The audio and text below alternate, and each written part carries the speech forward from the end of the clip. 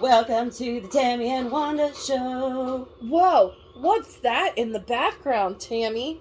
Sounds like fireworks, Wanda. Oh, it certainly sounds like fireworks to me. So, happy 4th of July! Woo!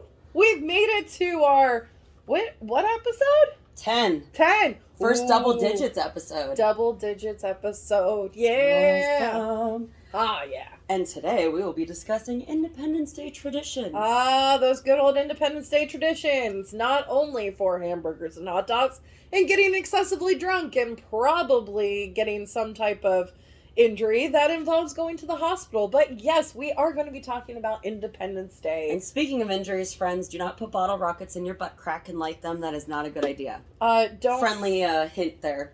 Second tip, please do not light a firecracker in your hand.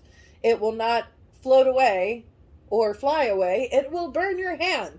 Or blow off a finger. Or a finger. Which is a fun story later on, but not real funny in the moment. So Note just to be self, careful. it is basically gunpowder. Yes.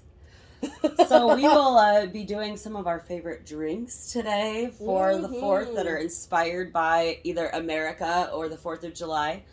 Yeah. So to start off, why don't we rewind time? If I could turn back time. to when? Where are we going?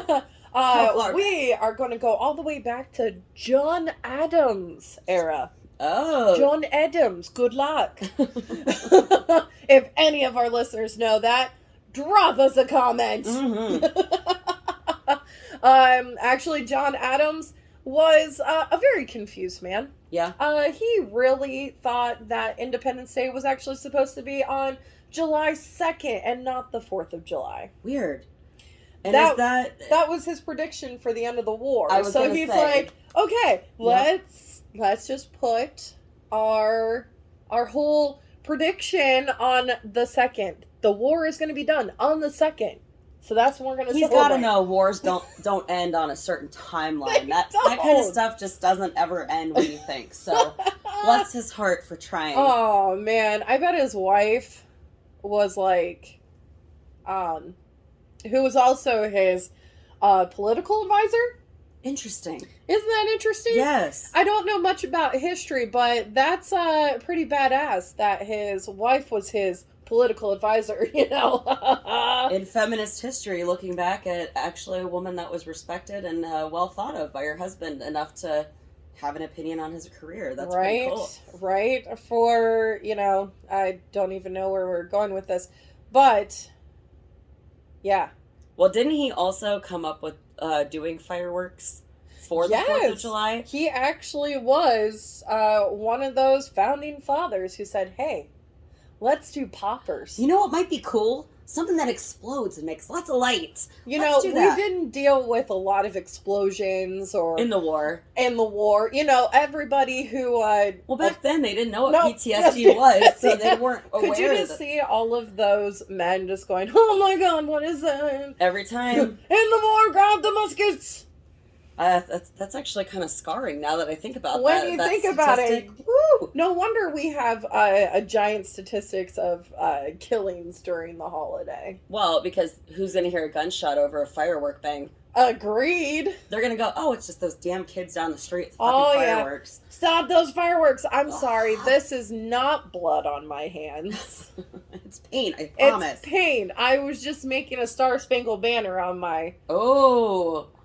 like on my flag. wall. Yeah. Yeah, the flag. I'm singing Star-Spangled Banner. I was putting a banner up. So we do have a note here that the Star-Spangled Banner became the national anthem 117 years after it was written. No shit. It wasn't the patriotic theme that's going back quite as far as we thought. Yeah. How come they don't teach that in school? They like to dumb it down for kids. Yeah. And, it's a history for dummies. Yeah. We're good at history for dummies. That's true.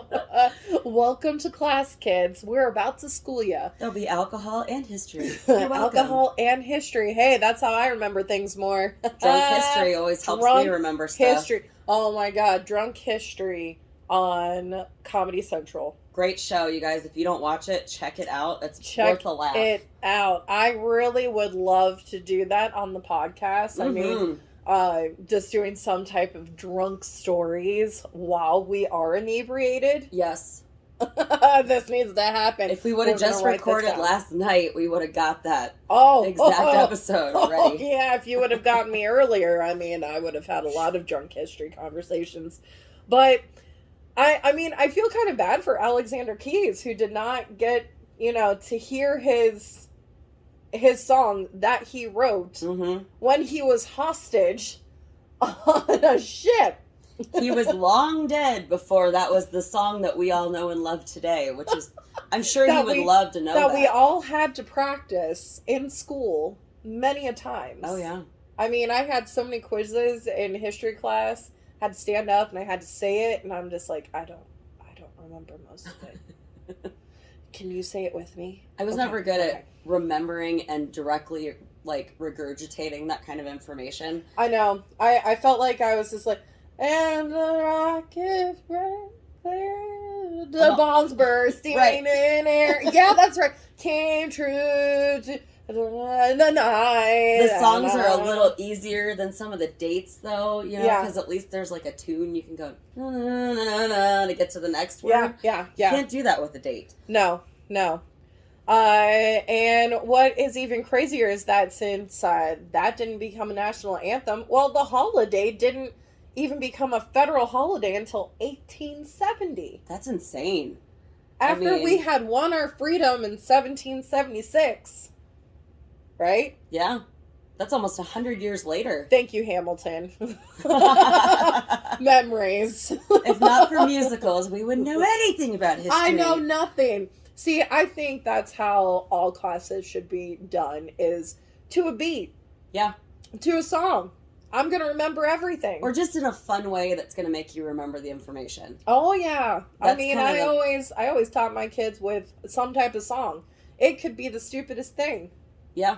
And they're just like, all right, I know what I need to do. And actually, I did watch a show, wherever, long ago, is that we do retain that, information shorthanded if it's to a song. Oh, wow. If it's a really known song. So it's almost like a brain exercise. Yeah. Then. So it's like if you have like a good neighbor, State Farm is there. If you have that tune in your head, you can remember numbers. And you remember that whole song, and that's a commercial. That's a commercial. So that's something to be said for that particular way of learning. There you go. See?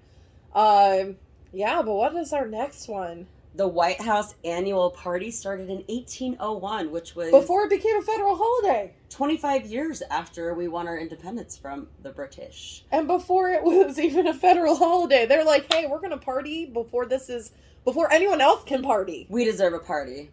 That had to have been Jefferson. That had to have been Jefferson. I mean, that guy was you could tell he was a partier secretly, and that he had a whole nother second life going on. He was the scholar, and then he was also this horn dog guy that had how many kids with his actual wife, who was half sister to Sally. I can never remember her last name, but the poor slave he kept down in the basement. In the basement, yes. And they had 6 children together. I know. That is just Sally crazy. Hemings. That's what it is. It's crazy. It's crazy. It's amazing how much more history you learn outside of school, and how much is taken kind of watered down a lot. Because, I actually got to tour Aaron Burr's plantation. Oh, I thought that was cool.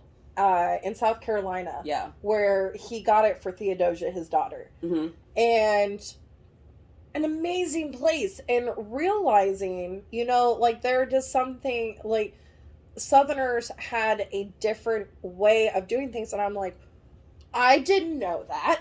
Yeah. I didn't know that in the summer months they left the big cities to get away from, all the heat and, all that closeness, to going to their plantations for some relaxation, some cooler air, some more... because it's not as congested with people. So of course it's going to be a little cooler. So it's crazy what you learn outside of school, and you're like, well, why am I learning this in school? Mm-hmm. Why am I not learning some of these historical facts? Sometimes I think they don't have enough time to teach these kids with all this like standardized testing and stuff to actually get into the nitty-gritty of the history. I wish kids could go back to when we learned, because we had like more time to really get to the nitty-gritty without having all those standardized tests. Yep.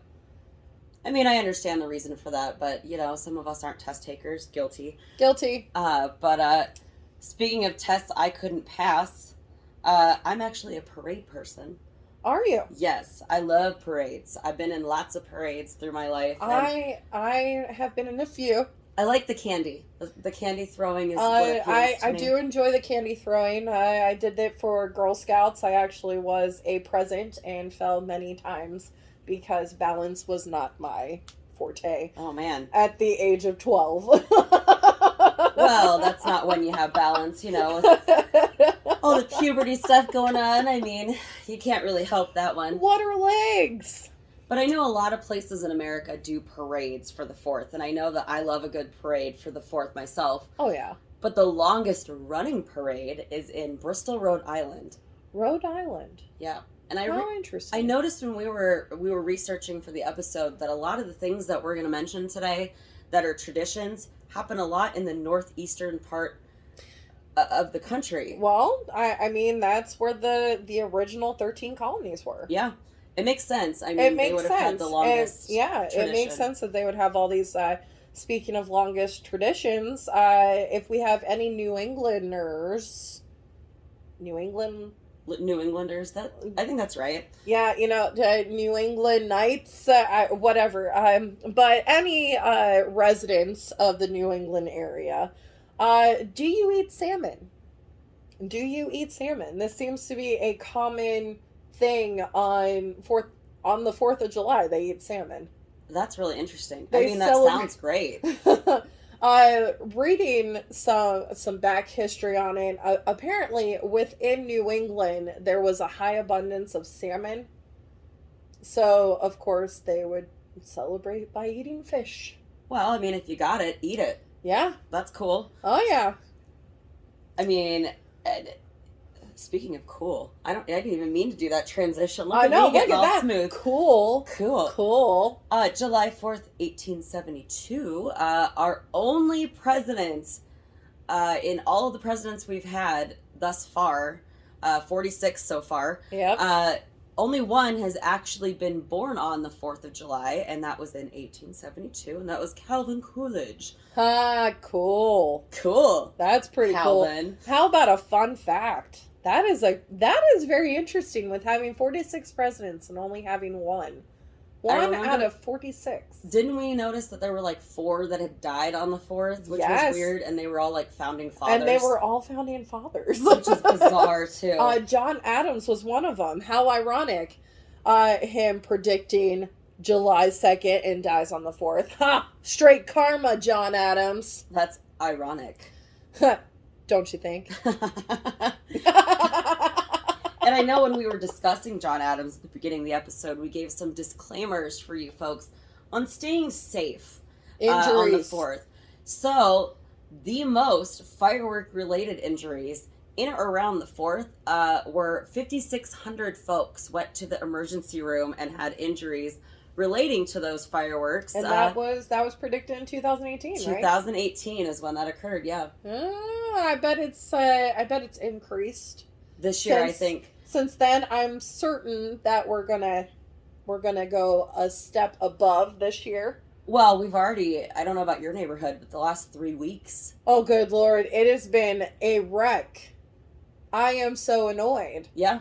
Because I hear them all the time, all those poppers. I sound like an old lady just going, damn you! It's not the 4th yet. Why are you doing this to me? I just want sleep. But apparently, a lot of these injuries, and everyone starts celebrating between June 22nd and July 22nd. Weird. They continue on the whole partying and stuff, but yeah. I didn't realize it was that late. after. That's crazy. Talk about constant celebrations. I mean, America's not that cool. Like, I mean, we're fine, but I didn't think so. Yikes. I honestly didn't think so. And of course, we did want to interview someone who actually did do fireworks. Mm-hmm. And I want to do a shout out to a coworker from my 9 to 5, Mason Meyer, if he's listening. Woo! He's our VP of sales at my job, and he used to work for a fireworks company in Florida. Oh. And I know that he does some fireworks shows in northeastern Ohio now, just as like a side gig for the summer.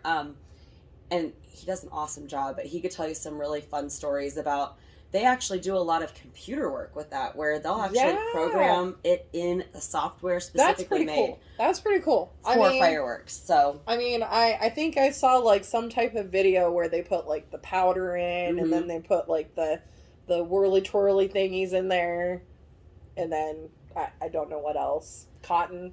Probably. Like that. Yeah. Something to... I know they're really heavy to move, which makes sense because that's a lot of powder. I bet. When I worked at our local fairgrounds back in the day, I mean, they would bring in like giant like steel racks so that they can put all of the individual fireworks on. Because they're tubes, so they're like big encasements with tubes on it. Because I've seen photos that Mason showed me, but what's really cool is they can actually also do like a smaller show and put music to it. So, you know, those of you that may or may not have been to a Disney park ever, or I know Cedar Point does this. I know the Akron Rubber Ducks do this, I think, on Friday or Saturday nights. Yeah. Where they have fireworks shows with music. So that's probably what they do, too, is type all that in and do the theme night. So it might be like Pink Floyd night, maybe. And they'll put in all of the Pink Floyd music that matches up with certain fireworks. That is so cool, and that is like way above my pay grade, but I would love to do it. I don't think I have the talent to sit there and actually match up the music with, because that's a lot of like thought. And any of our people who are watching us on our video, like, they're looking at our faces like, could you just imagine just standing there and like, okay, that beat's gonna drop. The beat's gonna drop. Shoot, I missed it. You know, like it. I don't think I could do it. It's too much pressure. It is. It's a lot of pressure. You don't hit the right note, and then everyone's like, "Why did that go off wrong? That wasn't the beat to." Why isn't it? I mean, I've gone to many fireworks displays, and I mean, they'll do like their boom, boom, boom, boom, and then it's like silent, and everyone's like, "Is it done? Is it over?" And then it's like, and you're like, "Oh my god, we're getting attacked! Everything's coming down from the sky!" Oh my gosh! Oh man, a pickup after a fireworks display is insane. Yeah, it is so insane. I have gone around our fairground after we've had a firework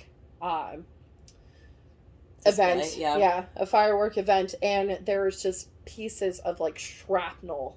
Oh yeah. I've picked up like giant. How big would you say cylinders. The biggest one is you found? Probably the size of my hand. A cylinder that has like the stuff that's in it. Yeah. That like busts open. Yeah. Miles away. Because I mean, you're on a fairground, so it's acres and acres. Right. So with it being like miles away from where the display actually started, and I'm like, oh my god, who got hit in the head? Like, who got hit in the eye? Yeah. My eye. My eye. And my eye. Could you just see that? That's an inside joke with me and my friends, too, because in the Worcester fireworks, where my parents live, they actually don't have that much cornered off. I mean, not miles. There's not much space. It's like maybe 400, 500 feet, if I had to guesstimate.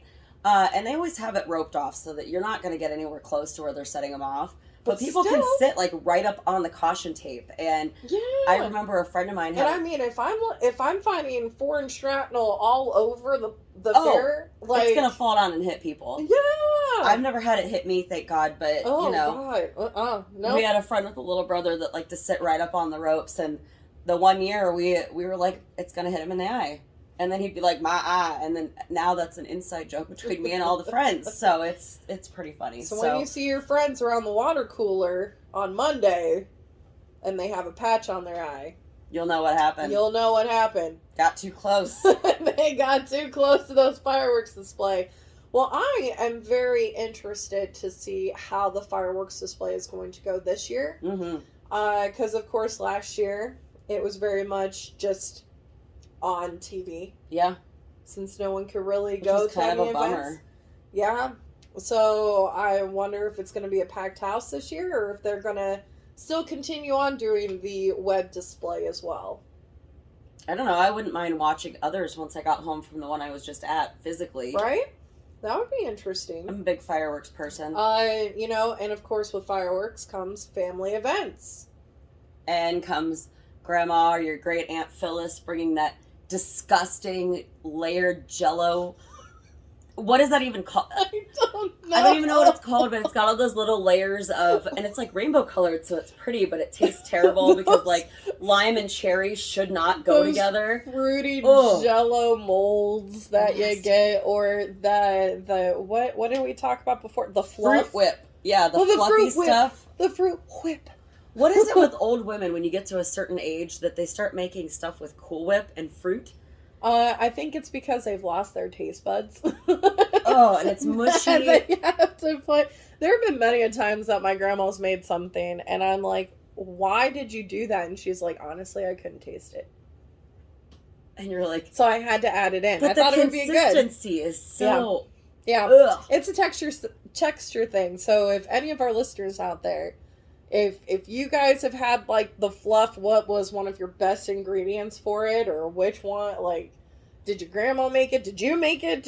See, fruit fluff and layer Jell-O to me is the fruit cake of the 4th of July holiday. That is just, that right there is the epitome of why I do not have dessert during events. If I do dessert, I'm always a big fan of cheesecake. And cheesecake hits real good. It does, especially when you get fresh strawberries on it. Oh. With the sauce dripping down the sides, a little bit of whipped cream on the top. Right there, that's the right use of Cool Whip. That is the right use of the Cool Whip. That or on pie. On pie. Cool Whip. Cool Whip. Cool Whip. Yeah, it's crazy. Like some really good desserts or cupcakes, pies. S'mores is a very summer dessert. Extremely. I remember so many years where we would go over to our neighbor's house and we would do bonfires for the 4th of July and not really go to any of the events because, I mean, we knew that the entire town was going to be there. So, yeah, I mean, we wanted to definitely go rob some houses, but we didn't. Because we knew they weren't home. They weren't home. I mean, it would be like a walk-in store. But anyways, my neighbor would go and get tons of fireworks, and we lived down a dead-end road for many, many years, and we would have our own fireworks display with their family. That sounds fun. And we would always have s'mores and watermelon, and we did have the fruit fluff. Now, I don't know about you, but after a while, I can have like 1 or 2 s'mores now that I'm an adult. I don't know how I ate so many as a kid, but now I just have to switch to the marshmallows because it's like not as rich. And... It was funny story, guys. The first time that I was actually allowed to, fire a marshmallow over the fire, it caught on fire. I freaked out. I threw down the stick and I stepped on it. Did it light your shoe on fire? It did not light my shoe on fire, but it was sticky for a week. Ugh. It was gross. Then you have, a place where ants collect then in the yard on top of it. Oh, I'm sure. Like right there, right at the fire. Disgusting. Ants are gross. But of course, the top foods that you would eat at a get-together is that hamburgers, hot dogs, and potato salad. Potato salad. Now, I know a lot of people also do like a pasta or a macaroni salad. Oh, yeah. It's a preference thing. Yeah. I don't do mustard, so for me, I like the potato salad, sans the mustard, but... See, my grandma, she would always make German potato salad. Oh. It was so good. Stuff. So good. She'd make it from scratch, and I'm like, how do you have time to do that? I tried to make German potato salad. It came out crunchy, and I was very sad. I like when it's those mushy. Vegetables are like a little bit too crunchy to be in there with the potatoes. Yeah. Like the celery and stuff. Yeah. But and of course, when you have all that food, us adults, we like to drink. Yeah. We now, like if you're to a drink. kid, you're gonna have like lemonade or like Kool-Aid. Or you had that really cool uncle or aunt who was just like, take a sip, it's okay. We all have that uncle or aunt. We all have that. Everybody does. So we actually picked a few inspired or a very American drinks for us to try today. Oh, yeah. I think we're going to go with the most boring last, so let's start with something fun. Yeah. Smirnoff makes this wonderful ice red, white, and berry, and for those of you watching on YouTube, you can see what it looks like here. It's very blue. Yes. And the packaging is very Americana.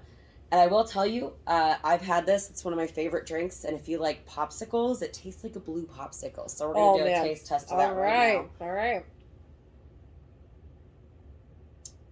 All right. Blue popsicle?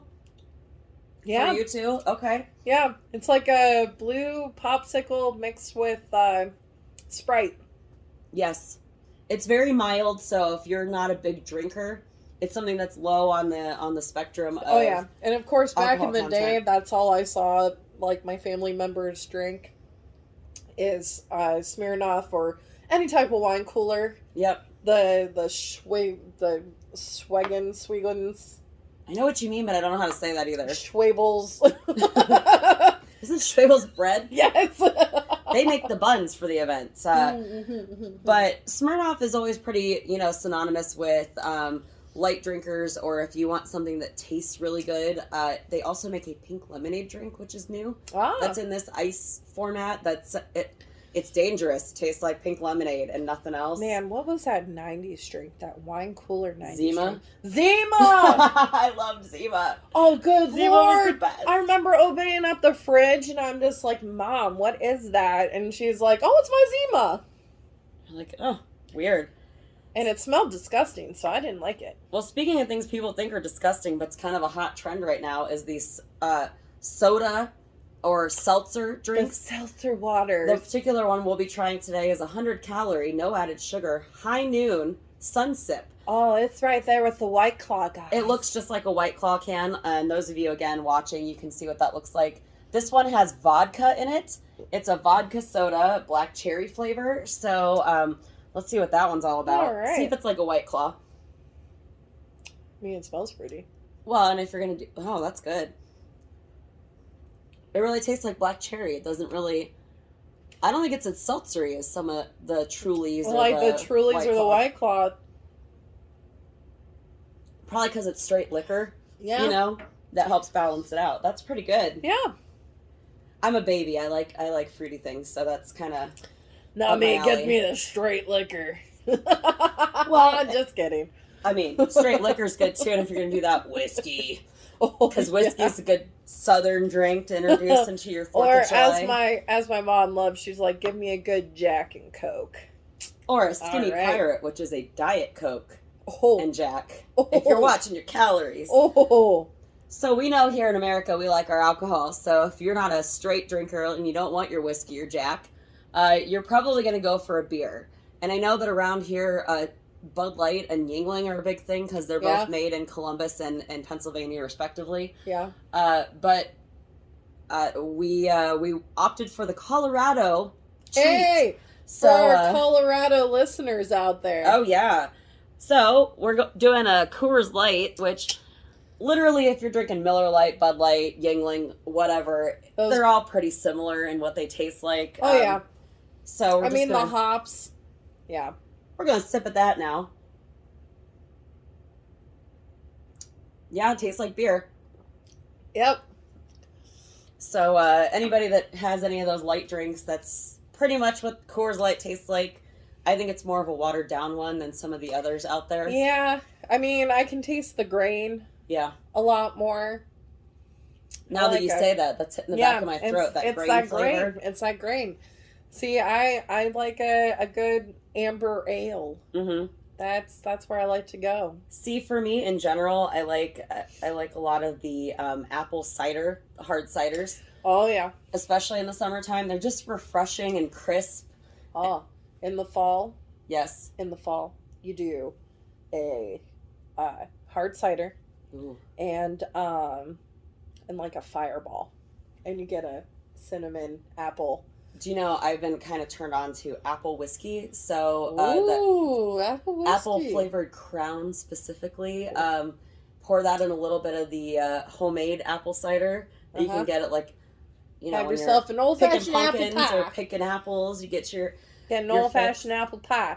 Oh, it's delicious. You can barely taste the whiskey, which again, very dangerous. Yep. And well, we've hit our time, guys. So happy 4th of July.